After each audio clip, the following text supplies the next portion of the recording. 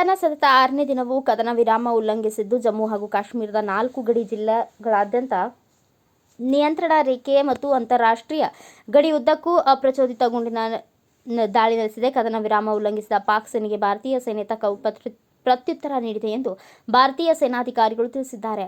ಸಣ್ಣ ಶಸ್ತ್ರಾಸ್ತ್ರಗಳೊಂದಿಗೆ ಗುಂಡಿನ ದಾಳಿ ಪ್ರಾರಂಭವಾಗಿದ್ದು, ಜಮ್ಮು ಜಿಲ್ಲೆಯ ಪಲ್ಗ್ವಾರ್ ವಲಯದ ಅಂತಾರಾಷ್ಟ್ರೀಯ ಗಡಿಯುದ್ದಕ್ಕೂ ಹಾಗೂ ರಾಜೌರಿ ಜಿಲ್ಲೆಯ ಸುಂದರ್ಬಾನಿ ಮತ್ತು ನೌಶೇರಾ ವಲಯಗಳಲ್ಲಿಯೂ ಗುಂಡಿನ ದಾಳಿ ನಡೆಸಿರುವ ವರದಿಯಾಗಿದೆ. ಅಲ್ಲದೆ ಇದೇ ಮೊದಲ ಬಾರಿಗೆ ಪಲ್ಗ್ವಾರ್ ವಲಯದ ಅಂತಾರಾಷ್ಟ್ರೀಯ ಗಡಿಯನ್ನು ಪಾಕ್ ಉಲ್ಲಂಘಿಸಿದೆ. ಏಪ್ರಿಲ್ 22ರಂದು ಪಹಲ್ಗಾಮ್ನಲ್ಲಿ ನಡೆಸಿದ ಉಗ್ರರ ದಾಳಿ ಬಳಿಕ ಭಾರತ ಹಾಗೂ ಪಾಕಿಸ್ತಾನದ ನಡುವಿನ ಉದ್ವಿಗ್ನತೆ ಮತ್ತಷ್ಟು ಹೆಚ್ಚಾಗಿದೆ. ಏಪ್ರಿಲ್ 29ರ ತಡರಾತ್ರಿ ಪಾಕಿಸ್ತಾನ ಸೇನಾ ನೆಲೆಗಳು ಜಮ್ಮು ಮತ್ತು ಕಾಶ್ಮೀರ ಕೇಂದ್ರಾಡಳಿತ ಪ್ರದೇಶದಲ್ಲಿರುವ ನೌಶೇರಾ, ಸುಂದರ್ಬಾನಿ ಮತ್ತು ಅಖ್ನೂರ್ ಸೆಕ್ಟರ್ಗಳ ಎದುರಿನ ನಿಯಂತ್ರಣ ರೇಖೆಯುದ್ದಕ್ಕೂ ಅಪ್ರಚೋದಿತ ಗುಂಡಿನ ದಾಳಿ ನಡೆಸಲು ಪ್ರಾರಂಭಿಸಿದವು. ಇದಕ್ಕೆ ಭಾರತೀಯ ಸೇನೆ ತ್ವರಿತವಾಗಿ ತಕ್ಕ ಉತ್ತರ ನೀಡಿತ್ತು. ಕಾಶ್ಮೀರ ಕಣಿವೆಯ ಬಾರಾಮುಲ್ಲಾ ಮತ್ತು ಕುಪ್ವಾರ ಜಿಲ್ಲೆಗಳಲ್ಲಿನ ನಿಯಂತ್ರಣ ರೇಖಾ ಹದ್ದನ್ನು ಮತ್ತು ಪಲ್ಗ್ವಾರ್ನ ಸೆಕ್ಟರ್ನ ಅಂತಾರಾಷ್ಟ್ರೀಯ ಗಡಿಯಾದ್ಯಂತ ಪಾಕಿಸ್ತಾನಿ ನೆಲೆಗಳೊಂದಿಗೆ ಪ್ರಚೋದಿತ ಗುಂಡಿನ ದಾಳಿ ಘಟನೆಗಳು ವರದಿಯಾಗಿವೆ ಎಂದು ಅಧಿಕಾರಿಗಳು ತಿಳಿಸಿದ್ದಾರೆ.